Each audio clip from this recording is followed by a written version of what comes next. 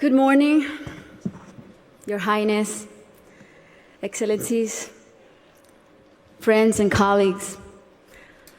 I would like to thank you for the opportunity to be here today. It's also an honor to join forces with Educated Child, an organization led by a woman who is an amazing role model, a woman who has shown such relentless dedication to getting every child in school. This is such an exciting day for us because it marks the beginning of a new era in my home country, Colombia. Most of you may know me as an artist, as an entertainer, and that's indeed my calling and what I've been doing since I was 13 years old. But I never would have imagined when I started out that my work as an artist would end up being the vehicle for me to serve my greater purpose in life of working towards eradicating poverty through the power of education. As a Colombian citizen, inequality is a concept that sadly one becomes very familiar with at a very young age. It's a country like many others in Latin America where a few have a lot have almost nothing, and where if you're born poor, you will almost certainly die poor, and where people don't access equal opportunities. And because of that, generation after generation after generation live trapped in the same vicious cycle fed by prejudice and inaction. Growing up in my country when I was around 8 years old, I remember I saw kids my age who, instead of being in school, were already working in the streets, were barefoot in the park, kids like me, whose reality was completely different than mine, only because of the circumstances into which they were born.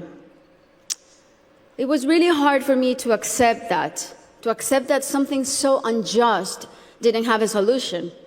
There had to be something that could be done. So I often asked myself why the adults around me were so resigned to the fact that these kids, who were just like me, or even their own children, were living in a parallel reality so different and so cruel. As Kofi Annan put it, poverty is intolerable in a world of plenty.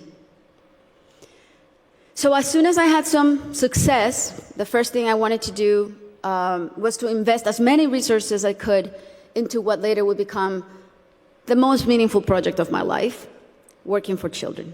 So I set out to find a team of people who dreamed big and worked hard and thought like me to help me right the wrongs that I had witnessed throughout my entire childhood.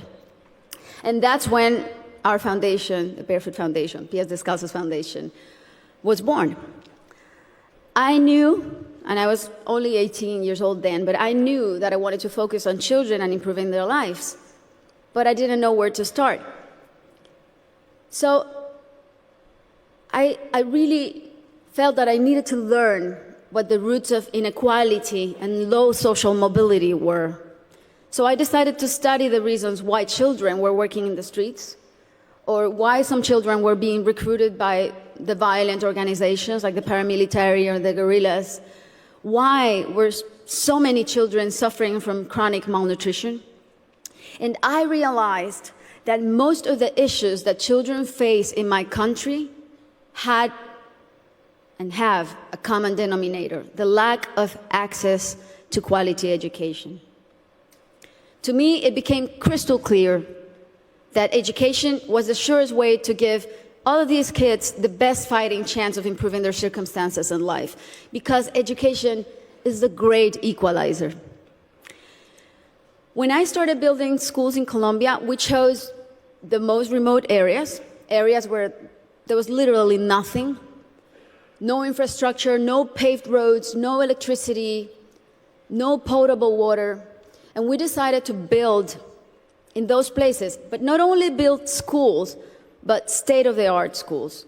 Schools with comprehensive models that included ECD programs, school feeding programs, parent and teacher training.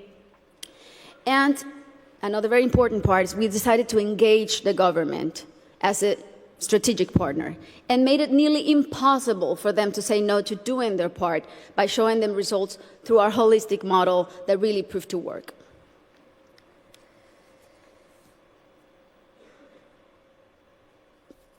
We noticed that as soon as a school is built in those places, everything is transformed. The improvements to the infrastructure were jaw-dropping. Electricity, potable water were made available, made accessible. Roads were paved. Malnutrition plummeted. But the best part of all is the academic results. The kids really responded academically. And now those kids who could have been recruited by the guerrillas or paramilitaries, or that could have had a completely different outcomes for their lives, they're now on their way to the university and thriving in their communities. Some of them are athletes, some of them are professionals.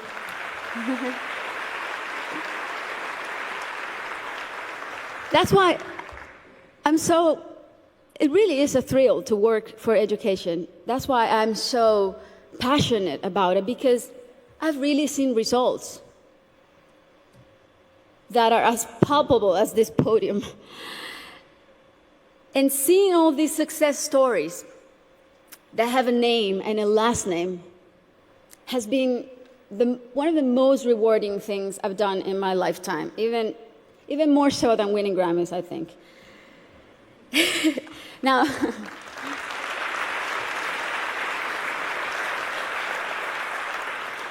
that said, our work is far from being done. Many developing countries are still rife with inequality and internal conflict, and there are a lot of kids who still need to be reached.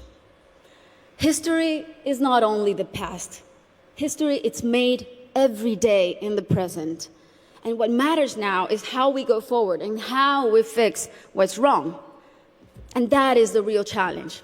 This is the goal of the SDGs and what people like Her Highness and myself and so many more of you who are adamant about achieving are here for. Facts don't lie, and numbers show what an incredible return on investment a quality education provides. For instance, if all students in low-income countries left primary school with basic reading skills, 171 million people could be lifted out of poverty. Systemic change often begins from the bottom up rather than the top down. The government must take responsibility, and we should all put as much pressure as we possibly can, but the rest of all, the civil society, should also do their part. What we have discovered, both at Pies Descalzos and Educated Child, is that many times only one single barrier to entry, such as no access to transportation or basic needs like a functioning bathroom, can prevent a kid from attending school or even put them at risk of dropping out. Sometimes all it takes to change a child's life is the security of a hot meal in school or the ease of being able to hop on a bus that will leave you safely at your classroom's door. It's as simple as that. And these are simple interventions, and they don't cost a lot. The biggest effort really is in mapping the communities, in going door to door, searching for the out-of-school children, talking to the parents, talking to their families. Giving a name and putting a story behind these children is the first step to start rewriting their story. Over the next 3 years, we pledge to get 54,000 kids who are out of school or at risk of dropout into the educational system. Ultimately, more than 295,000 people will benefit from this project, including children, teachers, families, and community members. New schools and classrooms will be built. School kits and uniforms will be distributed. Children will be enrolled in school, feeding and transportation programs. Teachers will be trained in strategies and in how to identify those students who are at risk so they can receive psychosocial support. And we are extremely confident that this partnership is only the beginning and will be the model to replicate throughout my country until not a single child is out of school. This is our responsibility. Thank you. This is our responsibility to our children and our debt to fulfill for the generations to come. Thank you very much.